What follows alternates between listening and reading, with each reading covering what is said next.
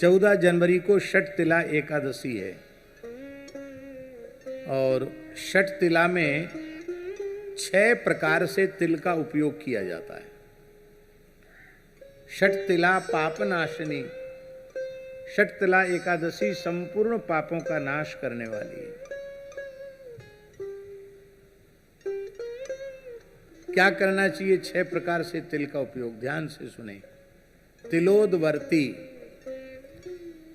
तिल को भिजा दो और उसको फिर सिल्लोढ़ी पर पीस कर, आजकल सिल्लोढ़ी तो घर पे है नहीं, मिक्सी है, उसमें बढ़िया पीसता नहीं, लेकिन फिर भी पीस लो, जो उपलब्ध है साधन उसी से पीस करके स्नान करके पवित्र हो करके फिर उसी तिल का उबटन अपने सारे शरीर में लगाना।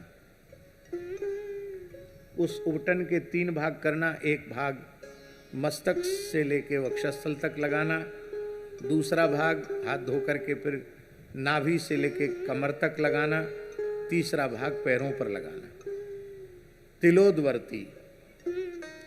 फिर किसी पवित्र तीर्थ में गोता लगाना, तो कैसे? तिलस्नाई, या तो लोटा में तिल डाल दो स्नान करो, अथवा थोड़ा तिल छोड़ दो जमुना जी गंगा जी में, फिर गोता लगाओ। तिलस्नाई, तिलोदवर्ती तिलस्नाई। तिल होता, तिल का ही हवन करना, तिल होता। और तिलोदकी, तिल हाथ में लेकर के पितरों का तर्पण आदि करना, तिल लेकर तिल से ही तर्पण करना। देवर्षि पितृ तर्पण तिल से ही करना। यद्यपि तर्पण में तिल की अनिवार्यता है, लेकिन षठ तिला को विशेष रूप में। तो तिलोदवर्ती, तिलस्नाई, तिल होता, तिलोदकी, तिल भुक, तिल का ही भोजन करना, तिल खाना।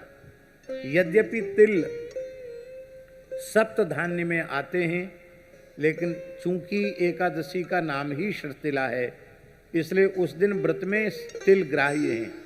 अन्य एकादशियों पर तिल ग्राह्य नहीं है व्रत में, किंतु केवल षठ तिला एकादशी पर तिल खाया जाना चाहिए। तिल भुक, तिल भोजन करना। और तिल दाता च, कम से कम 1 सवा सेर तिल, और उसको दक्षिणा सहित सामर्थ्य हो तो उसमें स्वर्ण रख करके तब किसी पवित्र ब्राह्मण को दान करना। इस प्रकार से तिल दाता और तिल भुक, तिल दाता च, षठ तिला पापनाशनी, ये 6 प्रकार से तिल का उपयोग करने से संपूर्ण जीवन के पाप नष्ट हो जाते हैं। भगवान यज्ञवाराह के पसीने से तिल की उत्पत्ति हुई है, इसलिए तिल को बहुत पवित्र माना गया। जब सूर्य मकर राशि में प्रवेश करते हैं और 1 मास तक मकर राशि में रहते हैं, प्रतिदिन तिल का उबटन लगाकर स्नान करना चाहिए। इतने से ही वह वैकुंठ का अधिकारी हो जाता, इतना पवित्र होता है तिल। ऐसा भी पुराणों में लिखा है, कोई अत्यंत निर्धन व्यक्ति वो तिल भी न जुटा सकता हो तो क्या करे? बोले जब तक सूर्य मकर राशि में है, तिल तिल कहकर स्नान कर ले तो भी वो मुक्त हो जाएगा। इतना तिल का महात्म्य है। तिल का दान महादान कहा जाता है। और यह एक बहुत बड़े संयोग की बात है कि हम समझते हैं कि पूरी स्मृति तो हमको नहीं है, लेकिन शायद 30-35 वर्ष के बाद ऐसा संयोग आया होगा कि जो षठ तिला और मकर संक्रांति दोनों एक ही तिथि पर पड़ रही है। मकर संक्रांति भी वही उसी दिन और षठ तिला एकादशी भी उसी दिन। ऐसे कई कई दुर्लभ योग उस दिन पड़ रहे हैं। इसलिए इस बार की जो मकर संक्रांति है और षठ तिला है, ये विशेष पुण्यप्रदा है। बहुत से लोगों का प्रश्न है कि महाराज संक्रांति को हम लोग अन्नदान करते हैं, अब क्या करेंगे, अन्नदान कैसे करेंगे? क्योंकि एकादशी है, तो अन्नदान के प्रतीक के रूप में तिल दान करें उस दिन।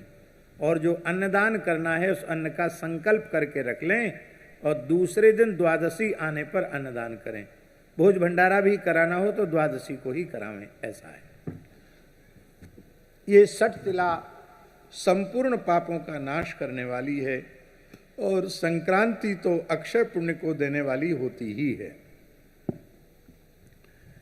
14 जनवरी को मध्याह्न में लगभग 3:13 से एकादशी का और मकर संक्रांति का पुण्यकाल आरंभ होगा, जो सूर्यास्त होने तक चलेगा। तो वैसे संक्रांति में भी विशेष रूप में मकर संक्रांति के अवसर पर समुद्र स्नान की बड़ी महिमा है।